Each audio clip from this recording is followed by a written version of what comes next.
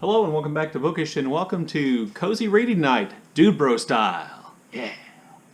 Cozy Reading Night is something that Lauren in the Books has been kind of sponsoring during our kind of national quarantine, our national lockdown. I think she does it every other Friday of the month. And so, you know, I've watched a lot of cozy reading videos, believe it or not, and I kind of like them. So I thought I want to do one myself, only I'm going to make it DUDEBRO-ish. So I don't know if you can see, I'm wearing my Ernest Hemingway t-shirt, godfather of all dude bros, Papa. I'm wearing my DUDEBRO t-shirt. I got some DUDEBRO books to read, and I might even do some DUDEBRO crafts, because a lot of times I've noticed that Cozy Reading Night involves more than just reading. It involves crafts and maybe some food. Anyway, so here's my TBR for my Cozy Reading Night. I had started reading Cormac McCarthy's All the Pretty Horses. You know, again, nobody's more DUDEBRO than Cormac McCarthy, so I'm about 120 pages in. I'm hoping to, you know, maybe read another 40 or 50 pages tonight.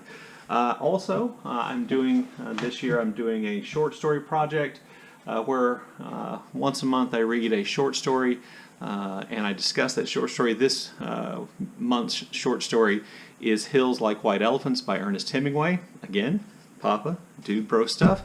And if I finish that or I get to where I want to in reading those books, I think I might start Tinker Tailor Soldier Spy by John Le Carré, because, you know, nothing says DUDEBRO more than spy books. So, you know, no bubble baths and nothing like that, but just some good, clean, semi-wholesome DUDEBRO fun. Hope you like it. Okay, since I'm going to do Cozy Reading Night, I knew I had to bake something, because Cozy Reading Night always seems to involve baking.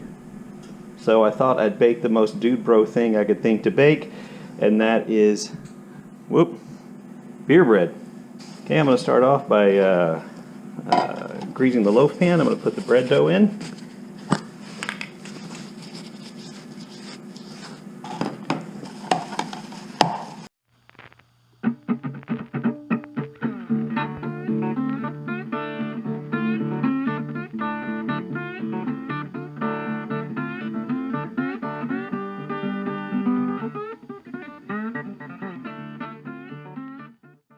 Okay, so I just found this recipe on the internet, as you do. So I'm just going to measure the dry ingredients. Let's see, 3 cups of sifted flour.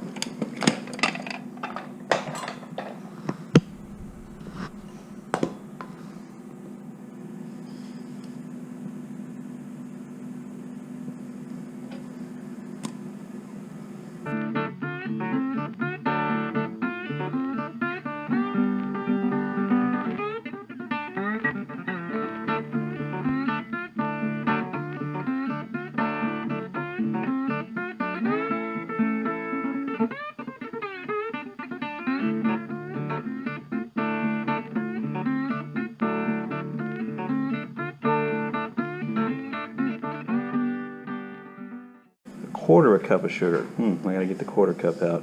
I'll do the baking soda first. 3 teaspoons of baking powder. I couldn't find the teaspoon measure, so we're gonna have to go with 6 half teaspoons. 2, 3, 4, 5. Terrible noise. 6. Okay, so quarter cup of sugar, teaspoon of salt,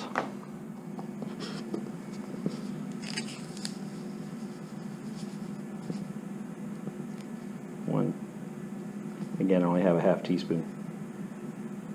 2. There we go. I'll mix those together real quick with a fork.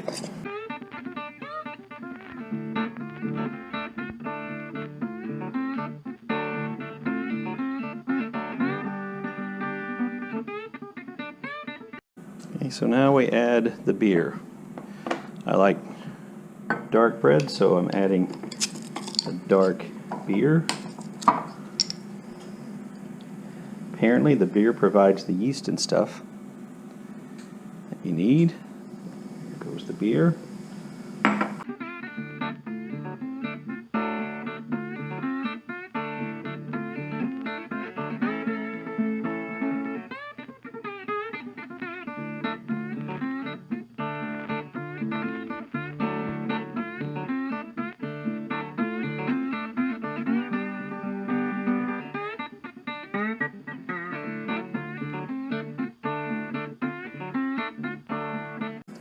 good.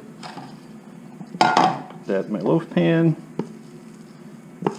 Hope. There we go.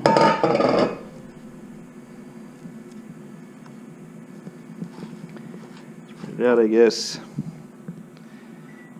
I hear you.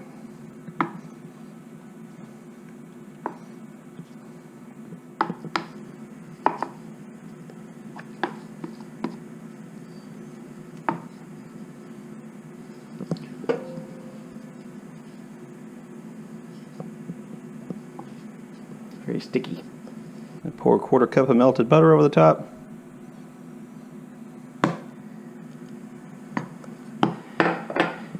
And bake at 375 for an hour. It looks like a mess.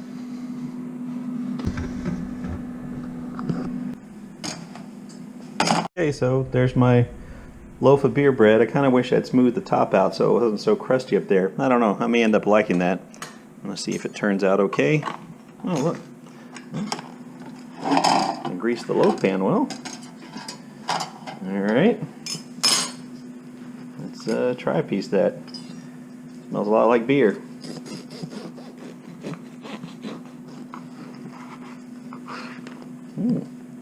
Doesn't look too bad. There's some butter on there. Still really warm. That always makes bread better. Let's give it the old taste test.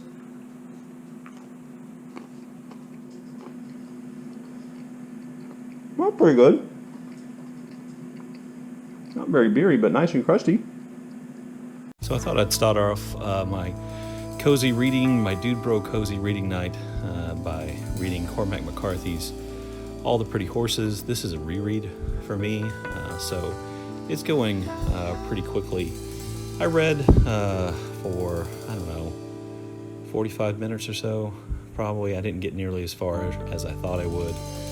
But it's a good reading experience. I know not everybody likes McCarthy, and I think I'm going to do a series of videos about these books, like I mentioned in my Saturday hodgepodge for this week, because I really enjoy them. And I say that as a fan of many of Cormac McCarthy's books, but I think a fairly clear-eyed one. I don't venerate him as necessarily the greatest author in the world, and I do see any number of flaws in his works, but I do enjoy reading his books, and so I'm going to reread those, and I think I'll do a video about each of the 3 books in the Border trilogy.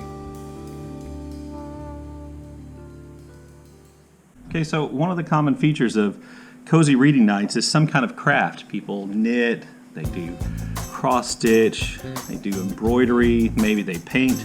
Well, I can't do any of those things, but I thought, you know, since it's DUDEBRO cozy reading night, I thought I'd show you a DUDEBRO-y thing, and that's how to tie a knot, or to tie knots in fishing line. I don't know if you can see that, but what I have to do here is I have to join the fishing line attached to my fishing rod and reel to a leader. This is a clear monofilament leader, and this is, well, it's dyed green even though it doesn't look that way anymore. Braid piece of fishing line, which are really tough and strong. So I have to tie those together using a knot called a double uni knot, which I'm going to attempt to do. I'm not always successful. We'll see. I have no idea how much of that you can see. You take the 2 lines and you put them close together and hold them at the same time. And you loop the line, you make a loop and you loop the line and twist it through there several times. You have to twist one line over the other and go back and forth through the loop. Let's see, maybe I got it now.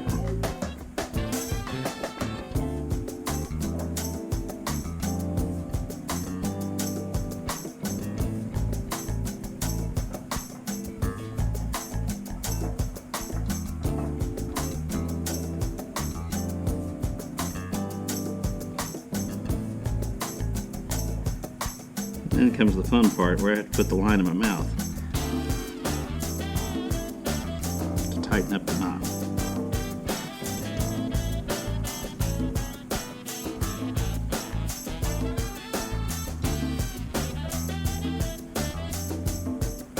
you end up with a little knot like that. And you have to do the same thing on the other side, because it's a double uni knot. And you use it a lot fishermen use it a lot to attach leaders like I'm doing. Two different types of line together, or two different pieces of line together, is primarily what you use it for.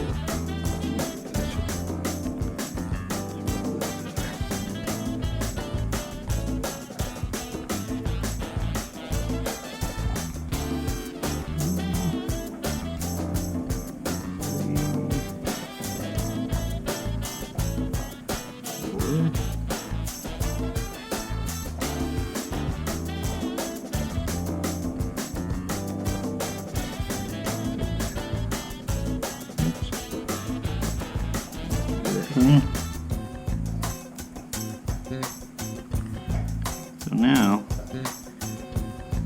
I've got knots on both sides of my line, and I just pull the two lines together, and the knots come together, and the two pieces of line are tied together. And then I just clip off the end. It's called the tag end. That's the extra end you have. Clip off the end. Both the tag end of both pieces of line.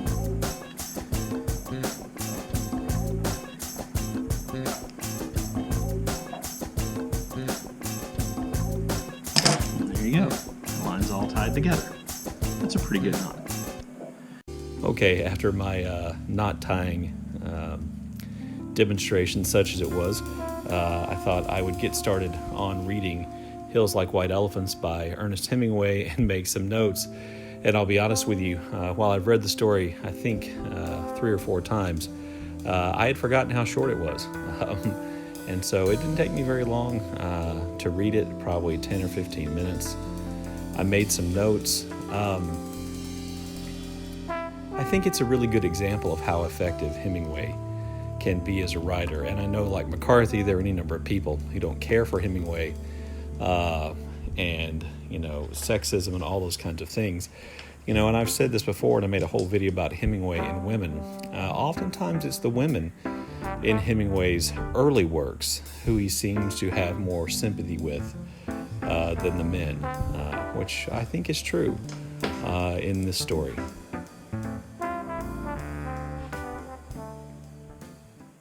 So another common feature of cozy reading nights is the alcoholic beverage of your choice. A lot of times it's wine. I really prefer Scotch to wine, so I thought I'd pour myself a small glass of Scotch to enjoy here at the end of my evening with my book. And a little bit of water. And there we go. My beverage for the night, cocktail for the night, is ready.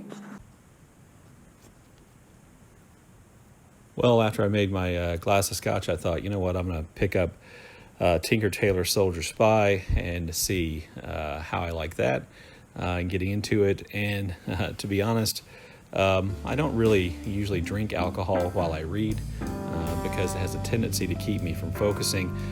So what I did here is I read the introduction to the edition that I have, which was written by Le Carre himself, kind of explaining where the idea for the story came from. That was pretty interesting and pretty easy to follow, but I thought, you know, I'm not sure I want to start reading a spy book while I'm drinking, because it does have a tendency to distract me and to make it hard for me to follow plot. And also, it's, you know, to me it seems like it's going to be somewhat intricate, a somewhat intricate story, and I didn't want to be trying to balance that with all the pretty horses in my head. So I just eventually went back to reading all the pretty horses, and I read several more pages before the evening was over. Anyway, there you go. That's my cozy reading night, Dude Bro style. Hope you enjoyed it. Please feel free to leave me comments in the comments section below. As always, thank you for watching.